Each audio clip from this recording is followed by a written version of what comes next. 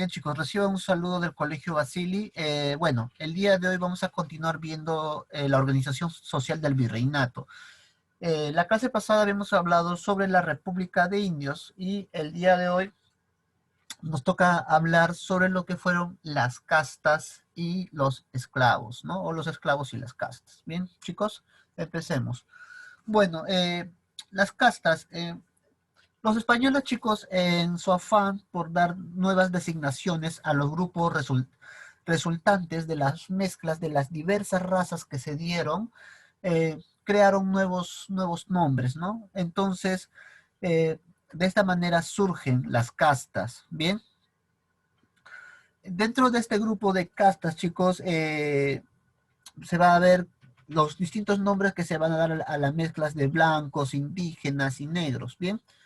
Vamos a empezar viendo que dentro de este grupo denominado las castas tenemos a los mestizos, ¿no? Pero ¿quiénes eran los mestizos, chicos?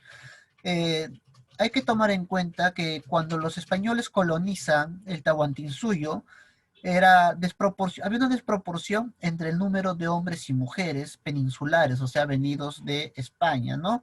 ¿Por qué razón?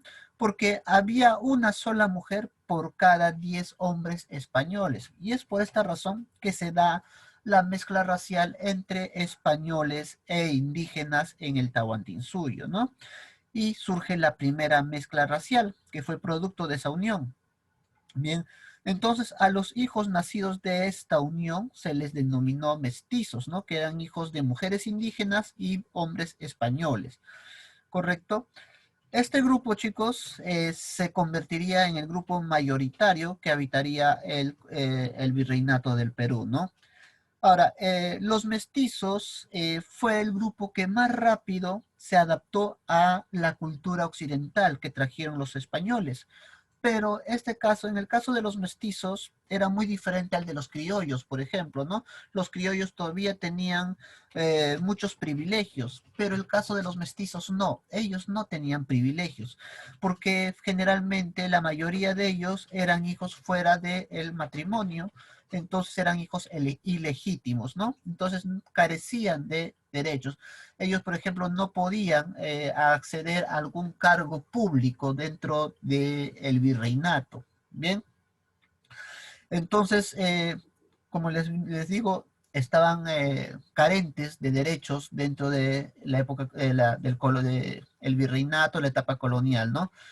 Y bueno, como ya les había mencionado, estos mestizos eran hijos ilegítimos, ¿no? Que nacieron fuera del matrimonio y por eso se les decía que carecían de pureza de sangre. Ahora, entre las prohibiciones que tuvieron estos mestizos habían diversas. Por ejemplo, ellos no podían acceder a ningún tipo de orden religiosa, no podían convertirse en sacerdotes. Y como lo mencioné hace un momento, no podían ocupar cargos públicos dentro de la administración colonial. Por esta razón, la mayoría de mestizos se dedicaron a la agricultura, a la artesanía, al comercio, ¿no? Y la única ventaja que ellos podían tener era que podían tener movilidad social. ¿Qué quiere decir? Podían, con su trabajo, superarse y subir de rango social, ¿no? Si ellos lograban ganar dinero y tenían prosperidad, entonces podían subir de escala social, ¿bien? Ahora, estos mestizos, chicos, se desenvolvieron dentro de estos dos mundos, ¿no? El mundo de los españoles y el mundo de los indígenas, pero ninguno de los dos los aceptaba, ¿no? Los españoles porque los creían de raza impura y los indígenas porque eran hijos de españoles, entonces no los aceptaban. Entonces, ellos vivieron en el medio de esos dos mundos, ¿correcto? Un claro ejemplo de este mestizaje, de estos mestizos, y que vivió en carne propia toda esta problemática que tenían los mestizos, fue el cronista Inca Garcilaso de la Vega, ¿no? Cuyo padre era un español y su madre era una descendiente de una panaca real inca, ¿no? Entonces él era un mestizo. Bien, chicos. Ahora, aparte del mestizo, habían otras castas, ¿no? Eh, las mezclas raciales, como les dije hace un momento, siguieron dándose, hubo muchas mezclas raciales y los españoles en su afán por mantener una clasificación social y empiezan a establecer nuevos términos para denominar a estos grupos raciales que surgieron. Acá tenemos, por ejemplo, algunos ejemplos de estos grupos raciales. De la unión de un español y un negro surgía un mulato. De la unión de un negro e indígena surgía un sambo. De la unión de un español y un mestizo salía un castizo, ¿no? De la unión de un mestizo e indígena, a su descendiente se le denominaba cholo. Y de la unión de un mulato e indígena, a su descendiente se le denominaba chino, ¿no? Entonces, como pueden ver en la imagen, las diferentes castas raciales que designaron los españoles. Y obvio que no vivían todos juntos, ¿no? Ellos vivían separados de donde vivían los peninsulares y los criollos, no se mezclaban por la supuesta pureza de raza, ¿no, chicos? Entonces, estos fueron las castas. Ahora, en el caso de los esclavos, esa fue otra situación, ¿no? La población esclavizada fueron negros que eran sacados del África, ¿no? Generalmente los portugueses entraban y raptaban a estos hombres y mujeres de sus comunidades, ¿no? Para comerciarlos. No tan solo fueron los portugueses, también los holandeses, los ingleses y los franceses eran quienes raptaban a estos esclavos de sus tribus en África y los embarcaban durante mucho tiempo hacia Nuevo Mundo, ¿no? Hacia América. Cuando eran traídos acá a América, eran exhibidos y vendidos en los mercados y plazas.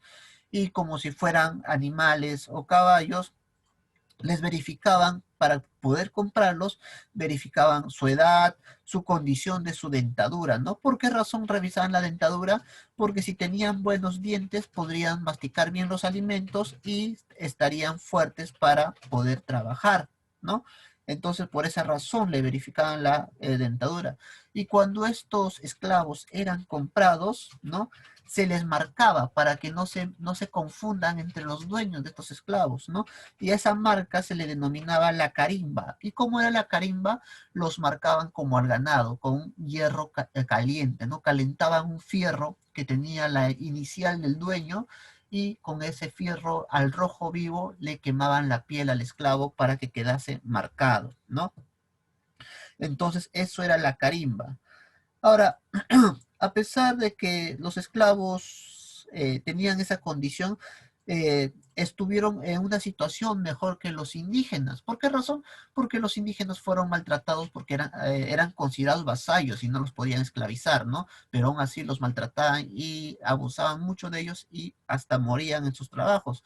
En el caso de los esclavos no era tanto así porque los esclavos eran considerados mercancía, ¿no? Eran considerados una inversión y si los cuidaban bien, esa inversión podía ser alquilada, podía ser vendida, podía ser hipotecada. Entonces, como eran considerados mercancías, por eso los cuidaban mucho mejor a los esclavos, ¿no? Y es más, un hacendado que tenía mucho más esclavos se le consideraba una persona más rica, ¿no? Quien tuviera más esclavos quería decir que estaba en una posición económica muy ventajosa. Bien, pero estos esclavos también ganaban su derecho a la libertad, ya sea que podían comprar su propia libertad o muchas veces sus dueños llegaban a formar un lazo amical muy fuerte con sus esclavos y les otorgaban su libertad o cuando los dueños morían les dejaban libres, ¿no? A los esclavos que lograban ganar su libertad los denominaron libertos. Pero así como habían esclavos que se ganaban su libertad, habían esclavos que también huían para poder ser libres, ¿no? Entonces, esos esclavos que huían para ser libres se les denominó cimarrones. Y los cimarrones vivían en comunidades denominadas palenques. Estos palenques eran las ciudades de esclavos que habían huido de sus dueños. Y obviamente, como eran prófugos, estos palenques estaban y dentro de la selva, zonas inaccesibles para que no los pudieran volver a capturar, ¿no? Entonces, por esa razón, se le consideraba a estos esclavos que huían como cimarrones y a los lugares donde vivían se les denominó palenques. Ahora, según la estadía en América de estos esclavos, se hicieron dos distinciones. Por ejemplo, tenían al bozal. El bozal era el esclavo recién llegado del África, que no sabía hablar el español, ¿no? Y el ladino era el esclavo que ya tenía más de un año en América viviendo y hablaba claramente el español, ¿no? Bien, chicos, entonces de esta manera es que se dieron otras formas de división social y racial dentro del virreinato del Perú, ¿no? Y cómo es que trataban a la comunidad esclavizada. Bien, chicos, acá les estoy dejando la tarea, van a desarrollar las páginas 291 al 295 de su libro, van a sustentar las preguntas 1, 4, 6 y 8 de la página 293 y 294 y van a dibujar o pegar el tema en su cuaderno, chicos. No se olviden que el tema tiene que estar copiado por completo en el cuaderno. Bien, chicos, eso es todo por la clase de hoy. Nos estamos comunicando en la siguiente clase.